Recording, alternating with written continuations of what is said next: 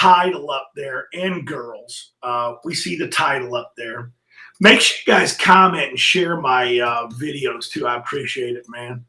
And tab in there and say, hey, if you guys got a comment, just make a comment there, man.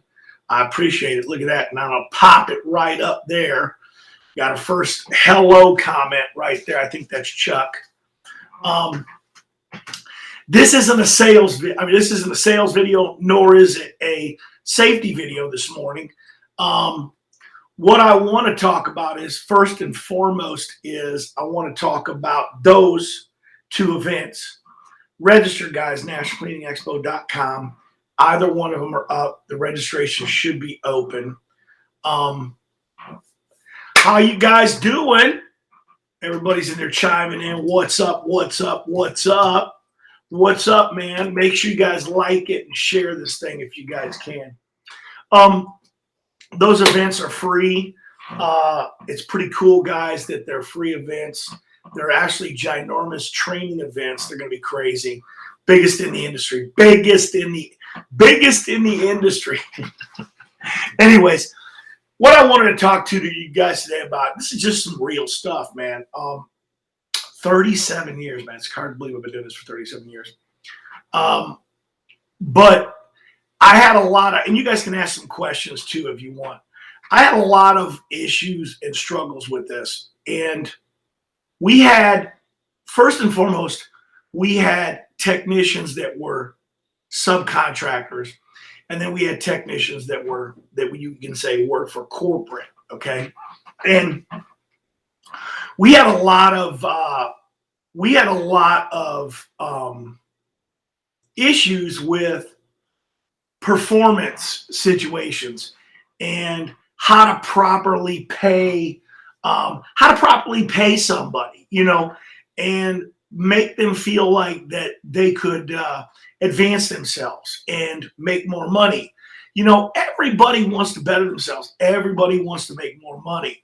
But all too often you find out that just giving somebody a bonus or giving them a more money, give them $5 an hour more, a lot of times, and I know that other guys will connect with this, you might have a top dog and then you want to treat them right and you go ahead and you give them the pay raise. And then all of a sudden they fall back on their heels like, hey, man, I'm the top dog. I'm getting the pay. Now I'm earning what I'm earning. I don't really got to perform anymore. And they kind of like, they go dead, and then all of a sudden, like, now they're not even worth what you're paying them for. They're not even worth what you were paying them, much less what you're paying them now. And that happens so many times. And we found out that money wasn't always the motivator. So we developed a system, and then that system was broke. It didn't work either. What happened was we were paying the top guys. They were getting all the money all the time because we would run contests, and then all of a sudden, you're always, just like anything, like any team, any athletic team, any band, you got a band, you're going to have guys that are better players than other players, and they're always going to be better players than other players. You get a baseball team, you're going to have a guy that's, your closer and a guy that's your starter, and they're always going to do that job better, and they're going to accelerate and always be better than somebody else. And you might have two guys that are competing with each other, but it's either going to be one or the other, and then the other 9 guys are going to be below them. Same with hitting. You're going to have your top hitters. The first 3 or 4 in your lineup are your top hitters. The 5, 6, 7, 8, 9 hitters are the weaker hitters. And a lot of times they stay the weaker hitters. Occasionally you get a guy that'll move down in the lineup from 8 or 9 because he gets on a heater. Now, I know a lot of you are going to go like, what's this got to do with my business and how I'm paying somebody? When we went ahead and we did an escalated pay scale and we rewarded them for more production, we wound up, like, let's just say we had a pie, right? And the whole pie, we would divide that pie up in percentages on their performance. Well, we found out that there was always top performers. So there was just 2 or 3 guys getting all the pie or most of the pie, and it didn't really motivate the bottom tier guys. Now, this is where the magic happens, guys. This is where you got to really understand this and grasp this. So what we decided to do was, instead of making it an individual sport, okay, pressure washing as a sport, right? Instead of making it an individual sport, we decided to make it a team sport. And we would equate a, and you have to transfer this. It's all about the dollars in production rate. If anybody's ever understood and listened to my production rate videos, a technician is making production dollars by how quickly he can clean. Now, quick doesn't mean that it's a bad job. It's got to be efficient, it's got to be safe, and it has to be quality work, right? Because if it's not, then you're going to have go backs, and if you have to go back, you failed. So based upon what it was, we decided to make it a team sport. And instead we had captains. Those are those guys that always would take the money before. And we had those captains out there. And in order for the captains to get paid, they had to make sure that their team members below them were also performing. And guess what? All the team members would then equally share in the amount of money that was being made, rather than one guy or two guys getting all the pie. Remember, we talked about a pie. This is just money. Instead of them getting all the pie was being distributed more equally amongst them, okay? And when we figured that formula out, what we realized is we would give them the number that they needed to make in production, and we would give them that number week after week. And the number would be posted every day as to where they were on track or if they were behind. And what we found out is that everybody then wanted to get that bonus money. So the effort of the lower level and less talented employees, and I'm just going to tell it like it is, that's what it is. When you have employees, you have less talented employees and you have super talented employees. No one's going to have employees that are all up here. It just doesn't exist. It's not reality. It's like having like a team stuffed with a bunch of guys on it that are, superstars. It doesn't happen. It doesn't happen in the NBA, the MLB. Sometimes they get stacked up pretty good, and that's the idea, is to get as many great team members as you can. But not everybody's going to be a gold medalist, okay? So when we did this and we made it a team effort, and if the team failed, nobody got paid. Well, the captains started taking charge, and they would actually fill in. And I'll give you an example. So let's say somebody was going to be missing. Let's say somebody was out for maternity leave. Well, the number still had to be there. So what would happen is the team member, the captain, would say, hey, you're going to take this route, Jimmy. Johnny, you're going to take that part of the route. You're going to take this part of this route. And we're going to complete the guy's route that's on maternity leave, even though he's not there. And only a few of us have to work an extra hour to accomplish this, and we'll make our goal. And when that started happening, we knew that was the winning number. We knew then that we were going to be more consistent with the number at the end of the month or end of the week. We actually did it daily, but we would cut the weeks off and the week would start over. So if they didn't make a week and they didn't get their bonus, they didn't have to wait a whole month to get another bonus. It was only based upon a 5-day deal, which I don't know if you guys noticed, there's 22.2 work days in a month. Okay, that's real.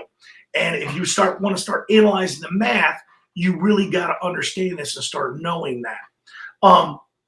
So the bottom line is, guys, when you're out there and you have multiple crews, you're always going to have a guy that's going to outperform everybody. And if you base the bonus money or the extra money or the incentive money, whatever you want to call it, if you base that money on, who's going to perform better, somebody's going to always win that money. Somebody's going to take that home. It works the same with a sales team. If you have a top dog salesman, 9 times out of 10, that guy's going to outsell everybody all the time. And it's going to be a lackluster for the people that are below him, because if it's all based upon being number one or top performing, then they're going to be demotivated. And this process that I'm explaining to you, when you make it a team effort and you make the production number about everybody getting paid, about everybody performing, or everybody doing their part, it winds up, you'll see the numbers climb. I mean, you'll see them be way more consistent instead of you going like this all the time, up and down on a roller coaster. Things will plane off, and you'll wind up going, hey, we're profitable. We're always making money. Every day we close out, we're making money. One of the cool things too is, if you're doing the production and you're keeping track of this, which is a great thing for you yourself. If you're keeping track of it, one thing is knowing those daily numbers, not monthly. Monthly's no good. If you lose money and you just found out a month later, you can't fix it.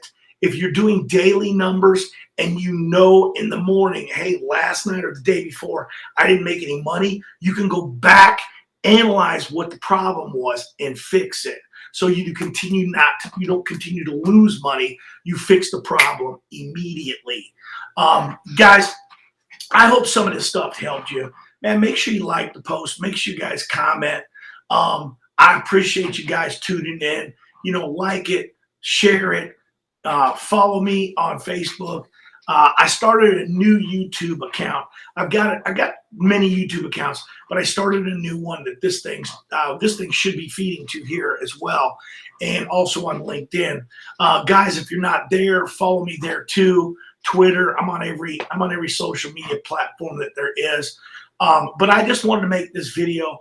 John Majak inspired this video today because he asked what you could do as far as the performance of your employees and how you can basically use monetization to make them motivated. And man, money is not always the motivator. I just want to tell you guys that right now. It's not the motivator.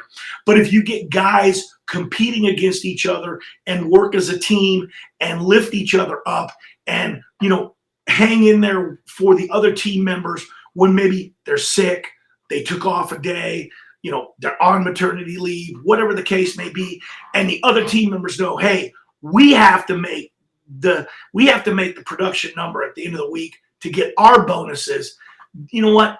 The leaders in your organization are going to stand out, and they're going to start motivating the other employees to, at least hold the line as far as what they're doing, as far as their production. Remember, guys, I'm going to say this again. Not everyone in your organization is going to be a gold medalist. It's just, we would think that would be the greatest thing in the world. But I got to tell you, sometimes having gold medalists all the way across the board may not be a good idea either. Sometimes, man, there's guys out there that maybe don't produce as much, but man, they show up every day. They work their hours every day. They're consistent. They don't get callbacks. Those are great guys to have too. Because sometimes your gold medalists, so let's face it, sometimes the gold medalists, they'll have callbacks, they'll have issues, they'll have problems. Because sometimes they're more worried about being the best and being speedy and not really worrying about the quality, where sometimes you need the guys out there that are a little bit more methodical. They're a little bit more keen to what their eyes are seeing, and you might send them on different types of jobs. Let's say they're gold medalists on different types of jobs than other guys would be when you're just talking about production numbers and trying to make money. Guys, appreciate the time. Always appreciate the guys listening to this, man. Remember, guys, share it, like it, follow me. I appreciate that stuff, guys. Got a little long on this one. Man, don't forget, right there, Washmart, right there, guys, February 8th, 9th, 10th, 11th. Trudy, January 19th and 20th in the Panhandle. It's going to be the largest trading event that's ever happened in industry history, guys. Want to make sure you guys get out there, guys. Love it, man. Looking forward to it. Ron Musgraves, Pressure Washing Institute, Contractors.